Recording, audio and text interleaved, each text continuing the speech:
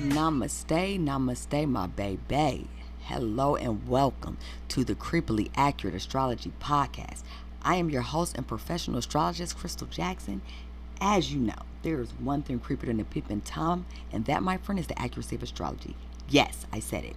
Astrology is a powerful tool for self-improvement, though, guys, and this leads to a higher vibration, and that's what we are all about here on this podcast. So, whether you're a beginner, a seasoned professional, or just checking in to learn more about yourself through astrology, I can promise you won't be disappointed. So stick with me, and remember, baby, your energy is valuable. Protect it like the Secret Service protects the president, but maybe not like they did JFK. Namaste. A rich man's world. I have turned the soul of this beautiful land, but that beauty a rich man's world. I have turned the soul of this beautiful land, but a rich man's world. I have turned the soul of this. Yo, what's poppin'? Namaste, my baby. Welcome back to the second episode of the Creepily Accurate Astrology Podcast, my friends. Welcome, and welcome. All the welcomes are out the way. So let's get it. Today we are diving into the innovative and visionary world of the Aquarius, known as the water bearer. Aquarius is the sign that's all about breaking boundaries. You hear me? Bracing individuality, pushing the limits of what's possible. So whether you're an Aquarius yourself or just curious about the unique sign, today's episode we are going to explore everything from the symbolism, the mythology of Aquarius, to its characteristics and influences on the house. Now, let's get started. Yes. So, my friends, this episode is entitled Aquarius, the Visionary Rebel. So, let's start with the symbolism and mythology. The symbol for Aquarius is the water bearer. This is often depicted as like the figure pouring water from a vessel. So this symbolizes the flow of knowledge, innovation, and new ideas that Aquarius brings to the world. The water represents the collective consciousness and the sharing of wisdom. That's right. Mythology. Aquarius is associated with the Greek mythology of Ganymede. Again, I may have pronounced that wrong. I'm not Greek. A young prince who was taken by Zeus to serve as the cupbearer to the gods. Ganymede's story reflects the theme of service, liberation, and the sharing of divine knowledge. Not to mention, Aquarius is co-ruler of, Uranus is the co-ruler of Aquarius, and when Uranus was discovered, it's a whole new world order, different innovations, technology, a lot of new advancements and stuff. And Uranus is the only planet that's turned on its side. Rebellious, different innovations. Okay, so what element, modality, planet ruler, characteristics of the Aquarius? It is the element of air, which is communications, ideas, intelligence, the sharing of resources. Modality is fixed. This person is here to stay, strong will, they can stick it through, a bit stubborn, stuck on their own ideas and things. They can be like that sometimes, but really they have the strength and the willpower to stick things out, like, you know. The planetary ruler is Uranus and Saturn. Saturn would be the traditional ruler. So what is the basic traits of Aquarius? They're known for their independence, originality, and forward-thinking mindset. They're natural visionaries, often ahead of their time, and they have a strong desire to make the world a better place. They definitely value their freedom, innovation, and social progress, and they're often seen as unconventional or eccentric. What is the sign associated with the house ruled? The sign in the house ruled. I don't know why I said, "Wake up, America." No, Aquarius was the 11th house, and this governs the friendship, social groups, aspiration. This house reflects Aquarius' focus on the community and the humanitarian effects and the collective progress. Right. The decans. So from the first decan, January the 20th to January 29th. My son is January the 20th, my oldest son. Ruled by Aquarius, this emphasizes originality, innovations, and the rebellious spirit. The second decans is ruled by Mercury because it's air. So it brings an air of intelligence and communications and a love for sharing idea to the the Aquarius's characteristics already. The third decans will be the 9th through the 18th, ruled by Venus, which again is the Earth planet, but Venus also rules Libra, which is air. So this adds a touch of creativity, charm, strong sense of aesthetics to their innovative nature. Now, before we move on, I just want to say Aquarius is one of my favorite signs. Now, I realize Gemini, Aquarius, Sagittarius. Them are like one. I like all the signs. Some a little more than others. These three I like a little more than others. Of course, I like the Leo sign because I'm a Leo. But I realize it's the air. It's the communication. It's the intelligence. It's the being different. And you know what I think about Aquarius? You know what I think about? How do you spell crazy? Genius. No, I'm just kidding. That ain't my line. That's Jordan Lucas. He's one of my favorite rappers. But for real, like Aquarius is the genius of the zodiac sign, which sometimes come off as the weirdo. I love Aquarius. Now, I've never dated a Sagittarius or anything like that, but I have them around me, and I'm a moon Sagittarius, and I like myself, and I like my daughter, and I like a lot of Sagittarius, and this about how you learn. Again, it's all for me. It's the wits. Okay, so let's talk about the sun in Aquarius. And then we're going to talk about the moon in Aquarius. And then we're going to talk about Aquarius as the rising sign. So, when an individual has their sun in Aquarius, which means the sun was in Aquarius at the time they were born, I don't know what house is in. That also brings the extra layer of the interpretation. But we're going to stick to the generalization. So, the person with the sun in Aquarius, they're independent thinkers with a strong desire, and they want to change the world. They often like involved in social or humanitarian causes. They have a natural ability to see the bigger picture. And are also known for their intellectual curiosity and their love for exploring new ideas and concepts. Now, as far as the Aquarius goes, it's not really comfortable being in the sun. So like the sun is about self. It's all about me. Aquarius is about other people. So that's where the contradiction comes in that. So basically the sun doesn't shine the way it wants to shine because the Aquarius doesn't think it's about them. So this person might not always be bright and lit up. That makes sense.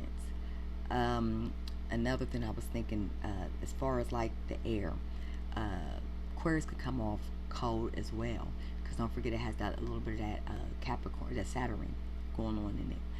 So they're so close. They're so close together, co-rulers. You know, they share a lot of characteristics. And actually, before Uranus was discovered, Saturn ruled Capricorn and Aquarius. So, but it's almost like, think of air. Air wants to just be around everybody, help everybody breathe, but it can't just stick to one person. That's kind of the Aquarius. Like, it's kind of hard to hold any air side down, really. Okay, so if the moon is in Aquarius, that means your moon was born, when you were born, time you were born, your moon was in the sign of Aquarius. Again, I don't know what house it's in. This is dealing with your emotions. So this individual, they value their freedom and their independence. They might appear like detached or aloof. They have a deep, deep need to connect with others on a mental or intellectual level. And they could be very drawn to unconventional relationships and often have like a unique perspective on emotions. They may feel like their mom didn't give them enough freedom. She didn't respect their individuality.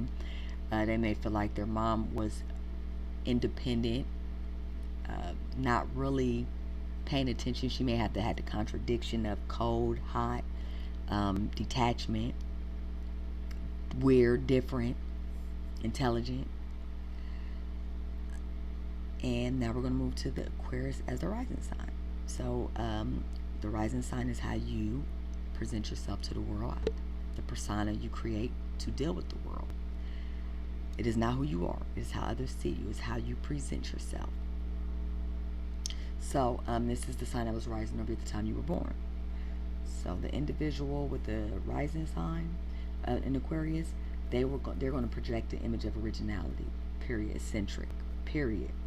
They're going to have a come off as a person who thinks forward, direct. Um, they're going to be seen as trendsetters with a natural ability to think outside the box. And see, the rising sign, they give a strong sense of individuality and a desire to break free from societal norms. One thing about Aquarius, they are rebellious. They are about change. And listen, where you gonna see Uranus, Aquarius in the chart, that's where you're gonna be rebelling at or trying to change something. It's sudden things. Things is gonna happen sudden. Man, there's so much to astrology, to a natal chart. I'm telling you, it is empowering. I love it. Like, I've been studying astrology since 2018. Off and on for like 2 years, but in 2020, I just cracked down. Like, I stopped and I said, nope, I'm gonna learn this. I am determined to be a professional. And look, here we go. And still don't know everything there is to need to know. Still be amazed. Okay, enough about me. So let's talk about the compatibility and associates. So associations. So I already told you about how the Aquarius doesn't like. How the sun doesn't like being in Aquarius, and you cannot if your zodiac sign, your sun sign is Aquarius, you cannot get past that because the sun was there. There's no debating that. So Aquarius is going to be most compatible with the other air signs, of course, Gemini, Libra, and fire signs, Aries, Sagittarius. They match their intellectual energy in their approach to life. Now, Aquarius is in Aquarius is in detriment in Leo, and I know it sounds crazy. Oh my gosh, how do you like Aquarius so much and you're in Leo? I'll explain. But it struggles with the sun. Remember the sun, Leo, the ability to express itself naturally, right? So this leads to challenges with balancing individuality with the attention to get recognition. Again, Aquarius doesn't care about recognition. Leo's all about recognition. So the sun is literally in the sun. Now, back to the beauty of the oppositions. Aquarius is going to always pose Leo. Leo is not only my sun sign, it is rising in my chart. So whatever sign is rising in your chart, it sets the foundation for your whole chart. So any person that has Leo rising is 9 times out of 10 going to have Aquarius on the opposite end. This highlights the balance between personal creativity and a collective progress. So the opposition, it creates a dynamic tension between self-expression and need of the group. Now, hear me out. This is, at some point in your life, you have to balance the polarities, because, like I always explain, you can't have one without the other. That's opposition. That's the polarity. You don't know what hot is if you never experience cold. You don't know what bad is if you never experience good.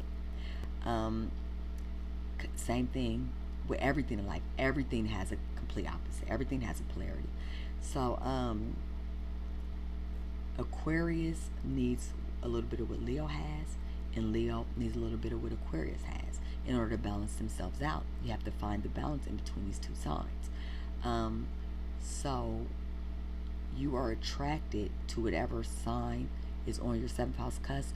Those are the characteristics that you actually need to have in a relationship in order to stay in that relationship. And these might be the same things that you hate or drives you crazy, but these are the same qualities that you have to embody. You know, they say when you hate something, it's because you either lack that and you need it, or you already have too much of it and you don't like that about yourself. I've already accepted my Aquarius energy a long time ago. I love the Aquarius. Like, I was just thinking back about when I was in relationships. I hadn't been in a relationship for 4 years between me, you, and the rest of the world. But I had this one friend. He was Aquarius. He's the only, and for years, I knew this man for years. We got along so good. I mean, we never had an argument, ever. Anybody else, I can't say that much for, but that Aquarius and everything, he fits everything to the description. Real rebellious, real everything.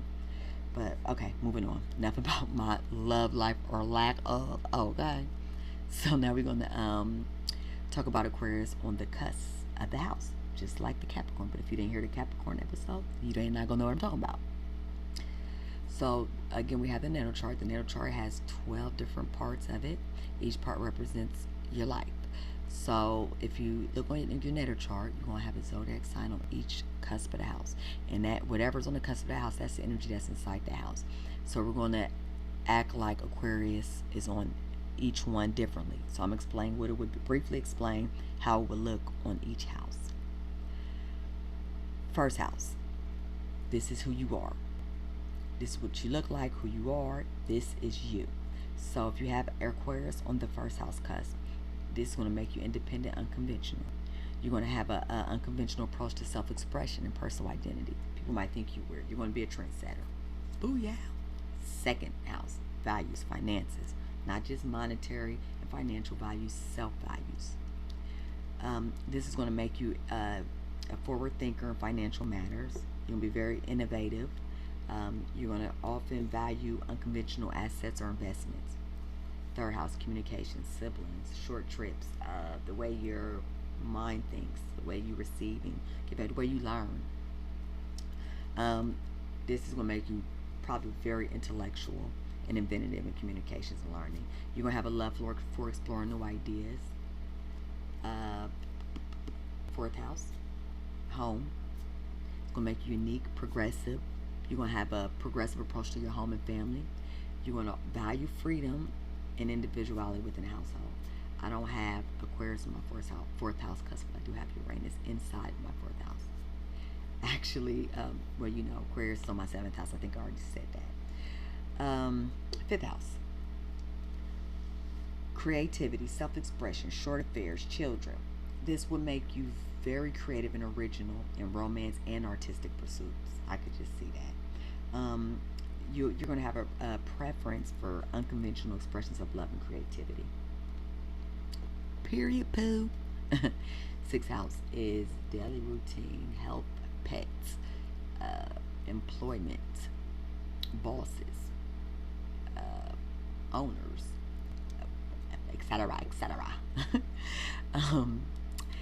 This is going to make you a non-traditional work and health routines, and you often might seek out new and unusual methods, and people probably be like, what the hell is they doing? You know, something like that. Seventh house is your relationship, partnerships, contract. I want to say court matters and stuff. I think I forgot that last time. Okay, so anyways, if you got that on your seventh house like me, independent and forward thinking in relationships, value your freedom. When I tell you, between my Sagittarius moon and Aquarius in my seventh house, value my freedom and equality in relationships, man, listen here.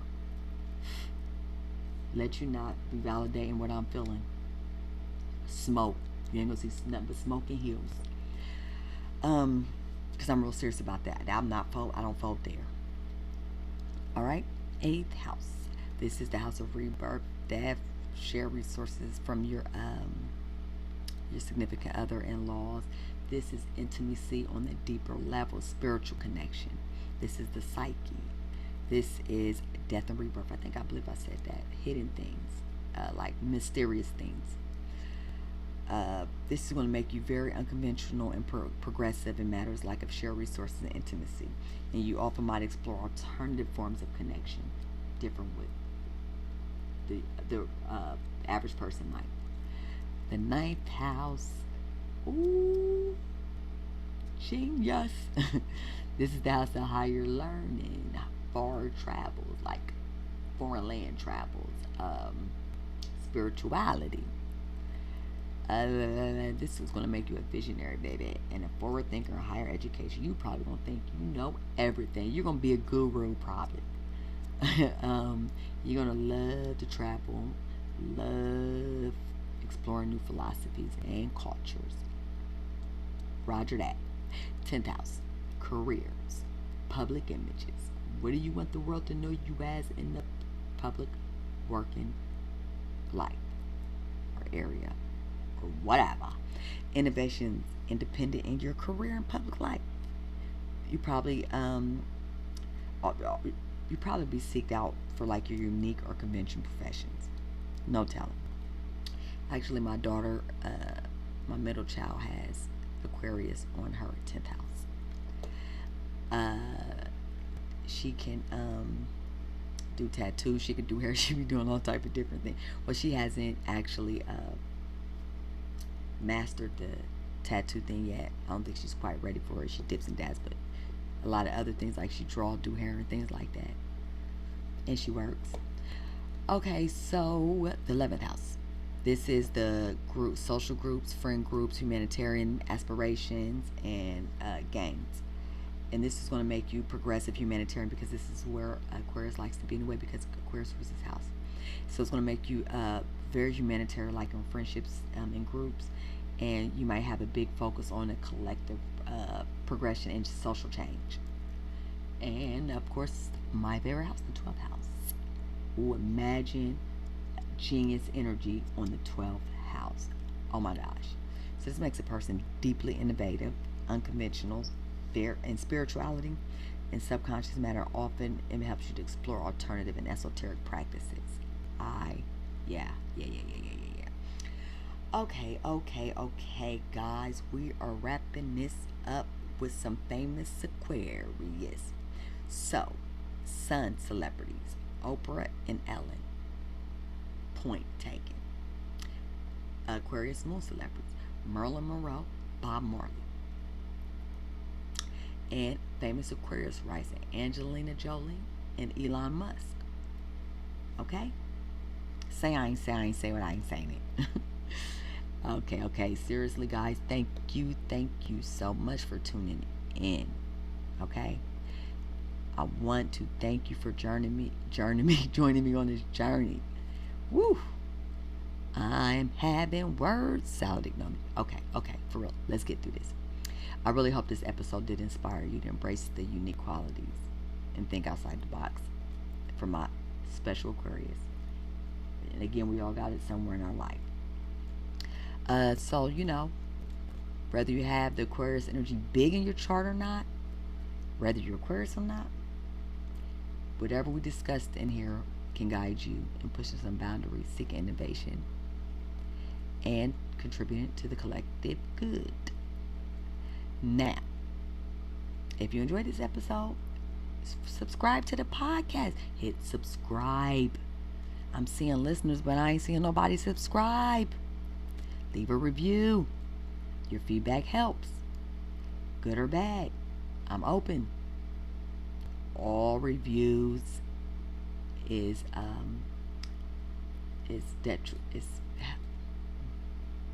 essential for my growth.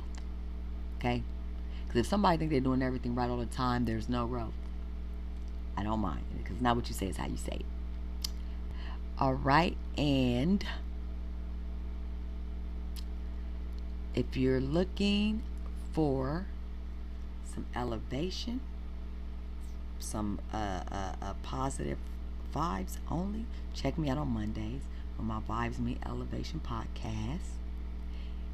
And do not forget to check out Creations by Us at www.inspiredvibrations.com. Your girl personally took and handmade this unique jewelry with intention to raise your vibration, to raise my vibration. It's for the collective. Go check me out. Got a nice sale going on, 30% off. Subscribe to the website. Show your girl some type of support. That's all I'm saying. And stay connected. Keep your eyes on the stars. And remember. What I'm going to say? Protect your energy like the Secret Service protect the president, but not John F. K. Okay? So until next time, keep shining and keep shining. Elevate your vibes, baby. Namaste. No, I really can't complain. Wave. Everything is straight. Wave. I'm in it for keepsake, in the field with the cleat lace. Beat foot with the bare face and a slick tongue, that's what she say. She look good, she a big tease when she bite lip with the wink face. Hella bad when she throwin' it back, she bring that my way for the team play. For Pete's sake, I'm above average, I padded my stats, I gotta matter what he say. I'm the 2010, yeah, LeBron James off the backboard, type of bad boy. Hold it down for the